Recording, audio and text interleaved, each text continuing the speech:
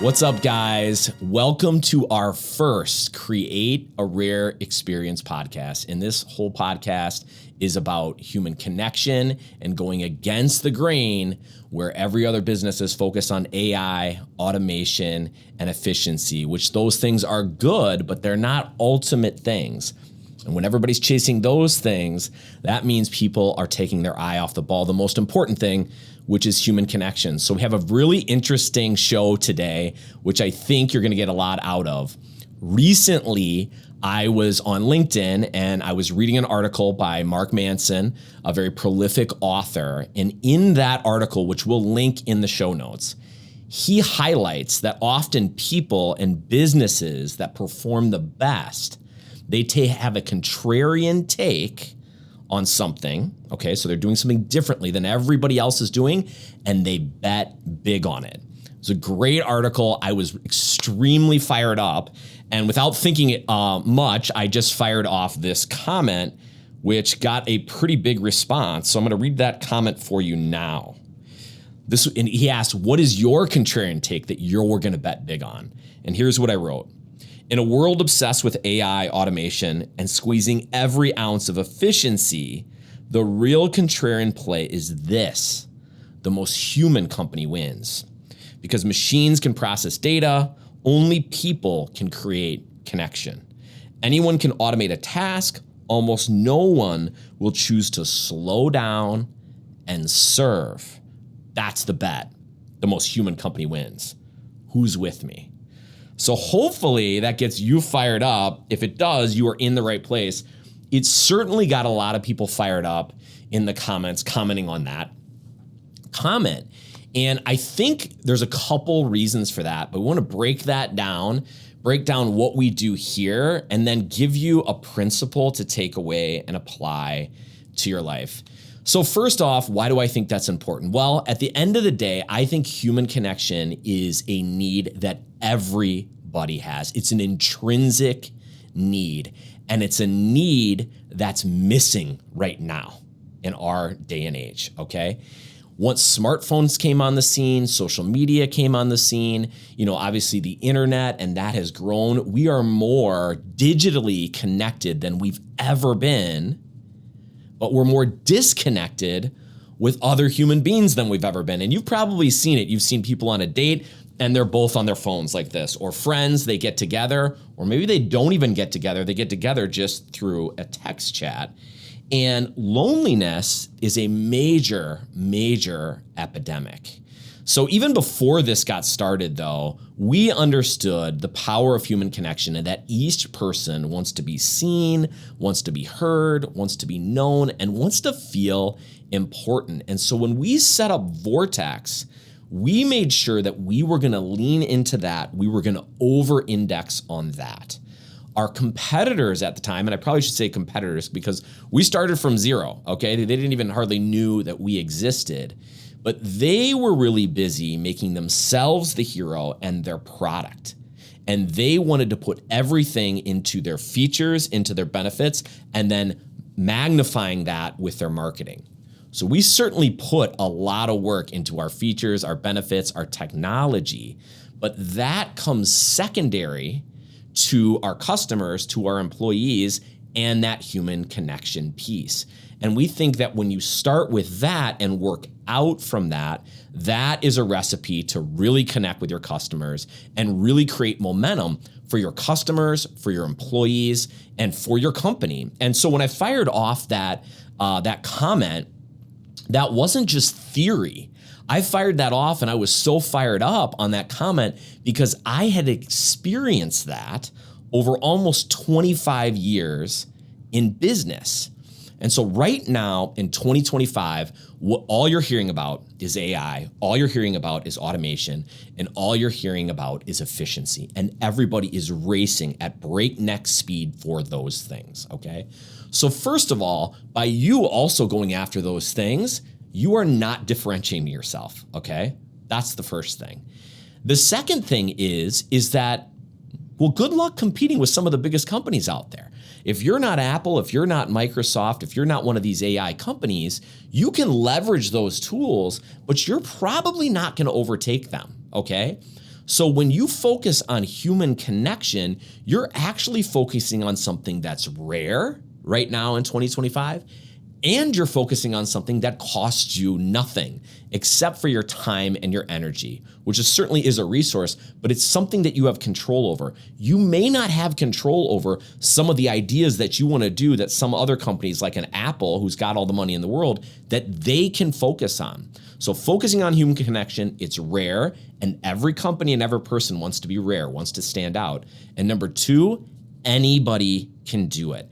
Anybody can do it at any area of the organization. You can be a frontline employee, you can be an intern, middle management, or you can be a CEO, and you can focus on human connection. So we got a couple principles or ways of saying this that we want to give to you, which we think can really help you as you go about your day and go about your life in general. It's going to work in the workplace.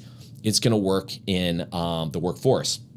So first of all, when people are focusing on AI, automation, and efficiency, at the end of the day, what they're really focused on is they're focused on transaction. They're focused on a transactional relationship, okay? That relationship might be with their work, or it might be with another employee or customer or somebody in their life. If I do this, I get that. It's very quid pro quo. It's very tit for tat. And a lot of people are touting to lean into that principle as well. You go one step, and they better go one step, and then you can go another step, and then you can go another step, okay? And I'm gonna tell you right now, that is an awful way to be successful in business. And that is an awful way to be successful in life. That is a scarcity mentality, and I have never met somebody, and I've met a lot of successful people, and I have never met somebody who's successful with that scarcity mentality. Now, can everybody come up with an example where you needed to go tit for tat with somebody because they had negativity in their heart or in that transaction? You better believe it. So you need to have your radar up.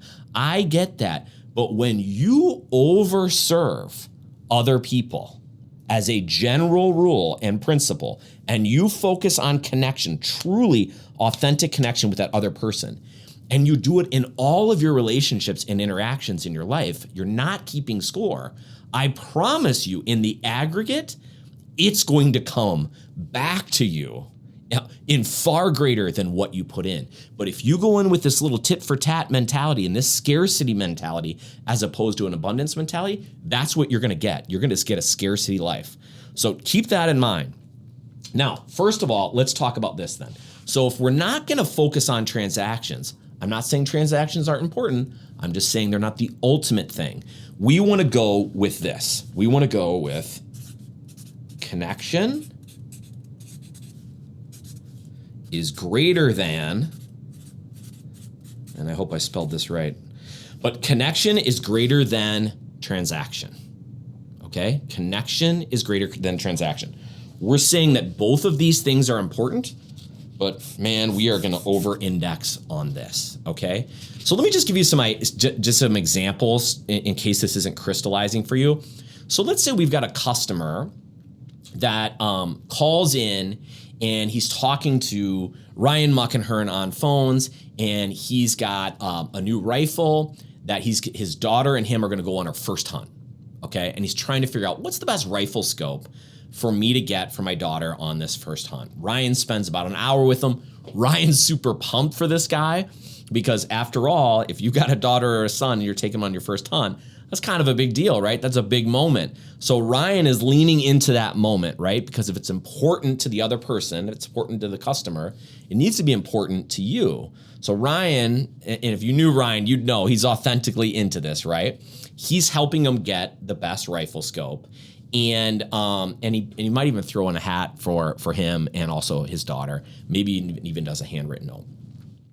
So he helps this guy out. About 6 to 8 weeks go by. And all of a sudden he gets an email from this guy, and this email is telling him, hey, thank you, Ryan, you helped me out so much.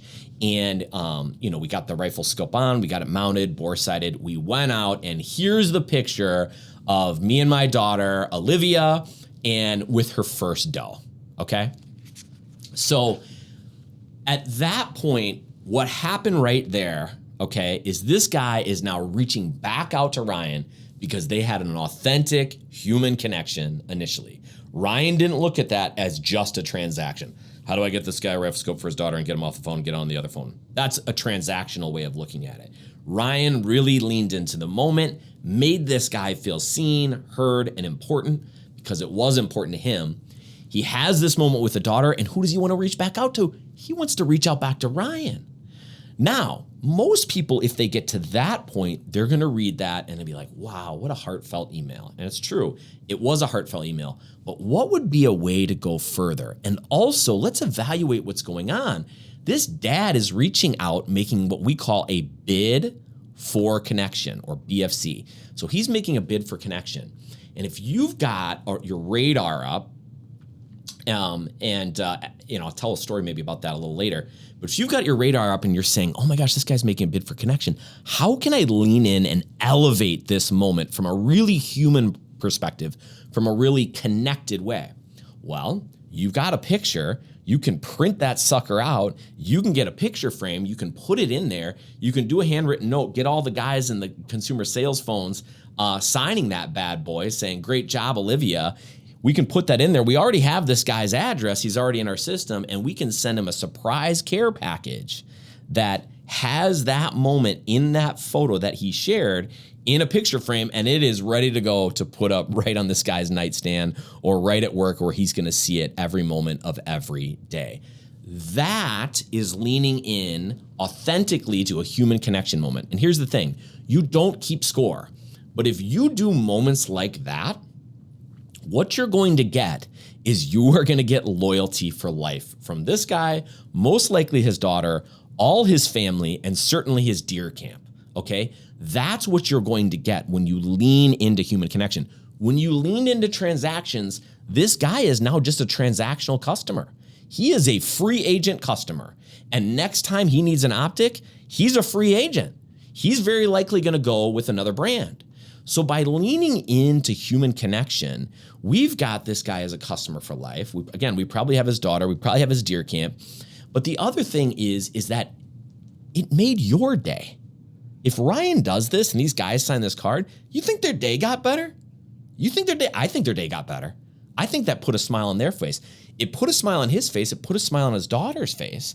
And just like we talked about from the loyalty perspective, it created momentum for the organization. So we got momentum for the organization, we got momentum for the customer, and we got momentum for the employees, all by over-indexing on connection rather than transaction. But here's the interesting thing about this greater than equation. By focusing more on authentic connection, authentic human connection, what actually happens is rather than it being greater than, it ends up being a conduit